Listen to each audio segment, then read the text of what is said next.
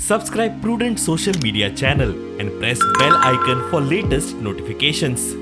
जो weather system है उसके कारण कर्नाटका साइड में बहुत से थंडरस्टॉर्म्स डेवलप हो रहे थे और वो गोवा के डायरेक्शन में भी आ रहे थे। टेम्परेचर में भी थोड़ा सा बढ़ा हुआ है, तो ये सब के कारण आने वाले 5 दिनों में गोवा पे आइसोलेटेड जगह पे थंडर शावर्स के चांसेस हैं। थंडर शावर जब होगा तो ऑब्वियसली उसके साथ लाइटनिंग और gusty wind speeding to around 40 kilometre per hour वो भी होने के चांसेस हैं। और अगर लाइटनिंग वगैरह होते हैं आपके जगह में तो उससे सेफ रहें। तो हमारे जो ऑब्जर्वेशन है उसमें ऐसा दिखा गया है कि temperature has been on the higher side today, almost 1 to 3 degree Celsius उसके बीच में अराउंड 2 डिग्री सेल्सियस में रहा है।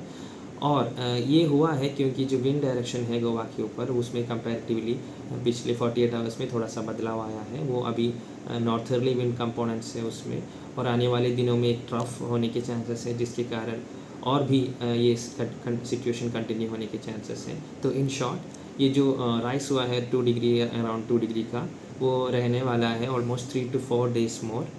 उसके बाद ही थोड़ा सा 1 डिग्री फॉल मैक्सिमम टेम्परेचर में हम एक्सपेक्ट कर रहे हैं।